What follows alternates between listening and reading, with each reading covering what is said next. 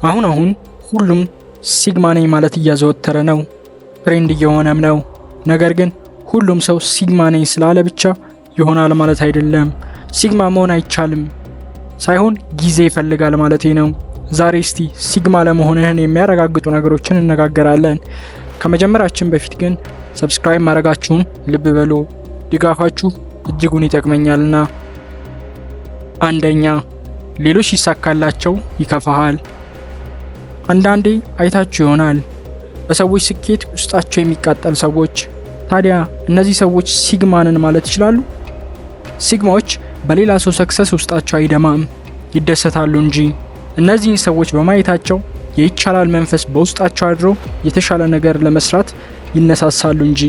እስቲ የሥራ ባልደረባችሁ እድገት ሲያገኝ ወይም ደሞዝ ሲጨመርለት ወይም ሌላ የተሻለ ቦታ ስራ ሲያገኝ ምን እንደሚሰማችሁ ራሳችሁን ተመልከቱ። ደስተኛ ትሆናላችሁ ወይስ? ይህ ስለ ራሳችሁ ማንነት ጥሩ መስታወት ይሆናል።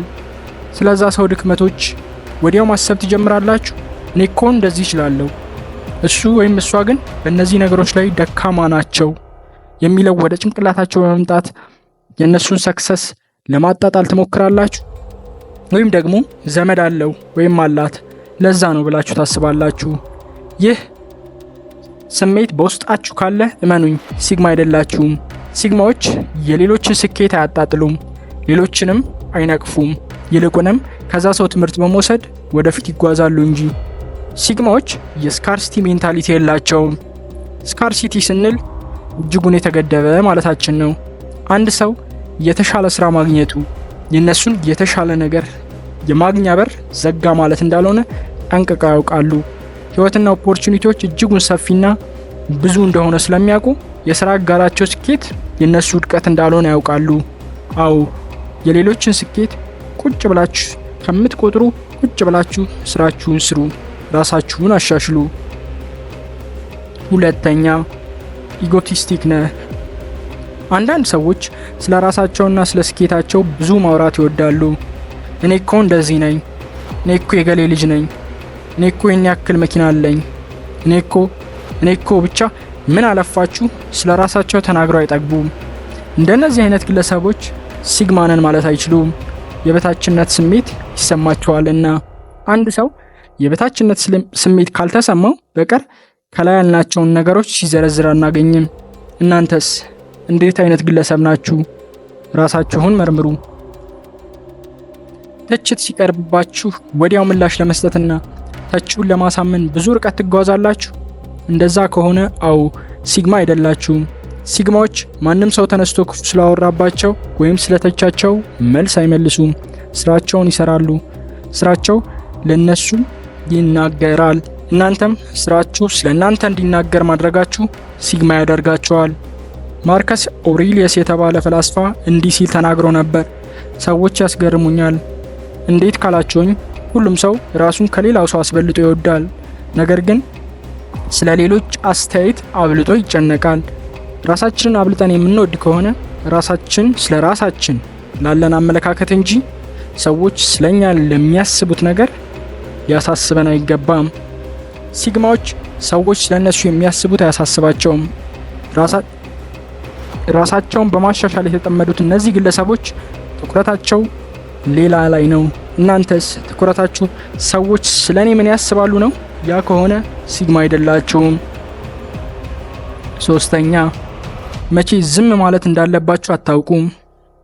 ሁለት ጆሮና አንድ አፍ ያለን አብልጠን እንድናደምጥ ነው የሚሉት እነዚህ ግለሰቦች የጸጥታ ፍራቻ የላቸውም።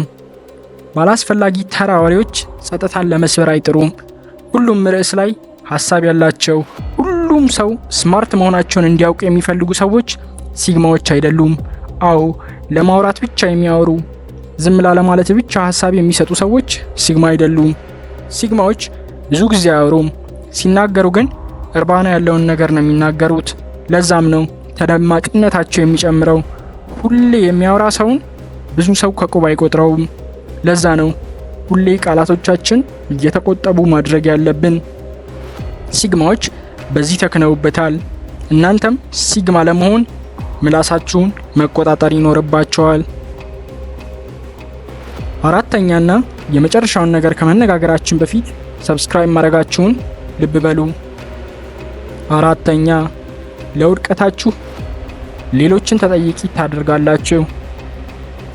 ሲግማ ነኝ፣ ከህግጋት በላይ ነኝ፣ ኢንዲፔንደንት ነኝ በማለት ሌሎችን ሳያማክሩ ስህተቶችን መስራት አሁን ላይ በርከት እያለ ነው።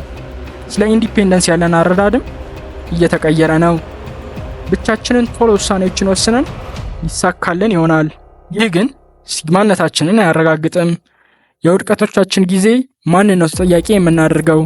ወላጆቻችንን፣ የስራ ባልደረባችንን ወይስ የትዳር አጋራችንን?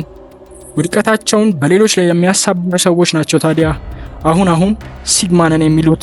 ሲግማዎች ለስኬታቸው አድናቆትን እንደሚቀበሉ ሁሉ ለውድቀቶቻቸውም ቀዳሚ ተጠያቂ የሚያደርጉት ራሳቸውን ነው። እናንተስ ነገሮች ጥሩ እየሄዱላችሁ ካልሆነ ተጠያቂ የምታደርጉት ማንን ነው? ሀሳባችሁን ኮመንት ሴክሽን ላይ ያስቀምጡልን።